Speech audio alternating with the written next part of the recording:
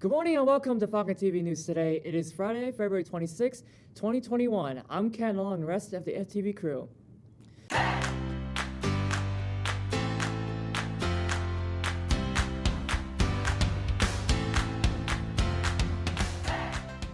Today in Black History, we are looking at two individuals. That first is Ruby Bridges, who probably had no idea that the bold act she committed in 1960 would set off a chain reaction leading to the integration of schools in the South. She was just 6 years old when she committed the first African American student to attend William Fritz Elementary in Louisiana at the highest of desegregation. She is now the chair of the Ruby Bridges Foundation, which was founded in 1999 to promote the values of tolerance, respect, and appreciation of all differences. We also look at Minnie Riperton. We are familiar with Mariah Carey, is heralded for her whistle registration, which is the highest the human voice is capable of reaching. But Riperton perfected the singing technique years before and was best known for her 5-octave vocal range. The whistle can be heard on her biggest hit today, Love You. The infectious ballad was originally created as an ode to her daughter, Maya Rudolph of Bridesmaids, a Saturday Night Live fame. However, before she could become a household name, she died in 1979 at the age of 31 from breast cancer. Black History is always more than just 1 month, but it's in February that we focus and highlight achievements of individuals who have impacted communities locally and globally. Tonight, there will be a virtual celebration of Black History, so look for that on the Oakcrest website tonight. Why does it seem that often people who are older would fixate on their generation era of music more than what is current? Well, the peak age of discovering new music, as research shows, was 24.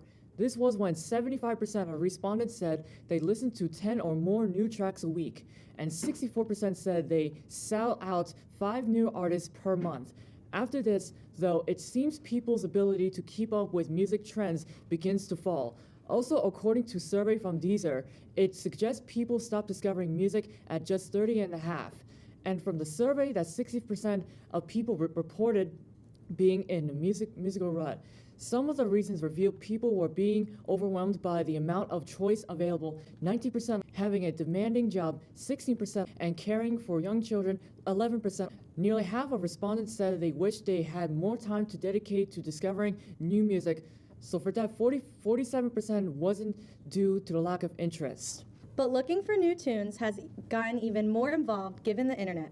By many measures, Bad Bunny, the Puerto Rican reggaeton performer, is the world's biggest pop star, and he's part of a larger shift, the diversification of pop stardom, a realm that's historically been dominated by English-speaking acts like the Beatles, Michael Jackson, and Mariah Carey.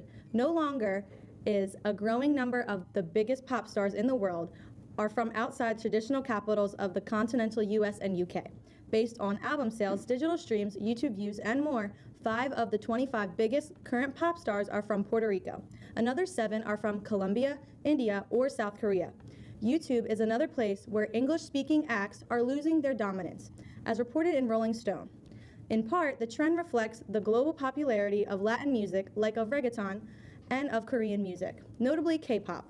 The band BTS, for example, held a 2-day online concert event back in October that sold nearly 1 million tickets across almost 200 countries. The trend also reflects the growth of the world's consumer markets. So, keeping up with the trends and what's hip is as hard as it sounds. The United States is given credit for creating what is today the internet.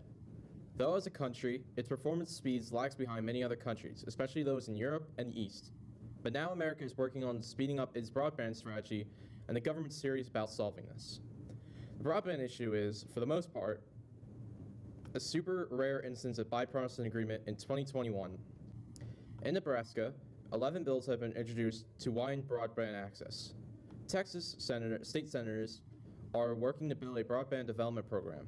Ohio Governor Mike DeWine's budget proposal included $210 million for improving broadband access.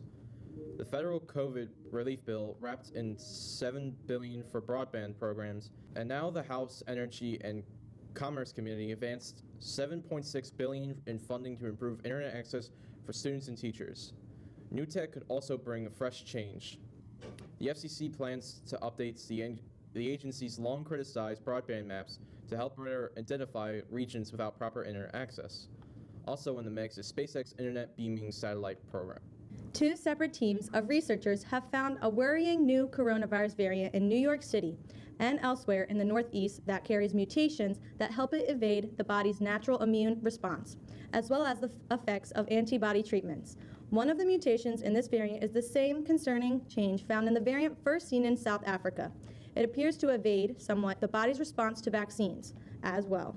And it's more becoming common.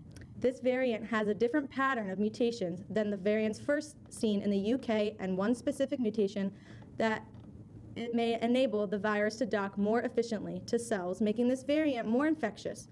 And they found some evidence it is more dangerous, observing an increased severity, including a higher risk of oxygen requirement.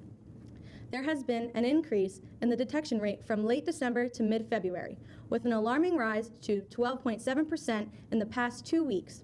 It's the latest of a growing number of viral variants that have arisen in the U.S., which has had more coronavirus cases than any other country, and where spread is still intense. There's also a new variant that has surfaced in California that has concern with mutations that make it a stronger strain. Public health experts fear the new variants are outpacing the vaccinations. For while deaths across the U.S. are down, it appears caseloads are no longer falling. The most likely explanation could be the more contagious variants of the virus, which is why many have highlighted the need to double down on safety measures like wearing face masks, social distancing, and avoiding crowded areas. The NHS is sponsoring a winter end food drive from now until the end of winter. They are asking you to bring your cans or prepackaged food. Any contribution would really mean a lot to the people in our community. We will donate to our local food bank and families in our area who need assistance. So please drop off your sealed, non-expired, non-perishable items. You could drop off to room 300 or the media room using the box outside of the door or in room 301. As always, we appreciate your participation. We couldn't do it without your involvement. That's all for today. So for me and everyone here at Falcon TV, have a great day.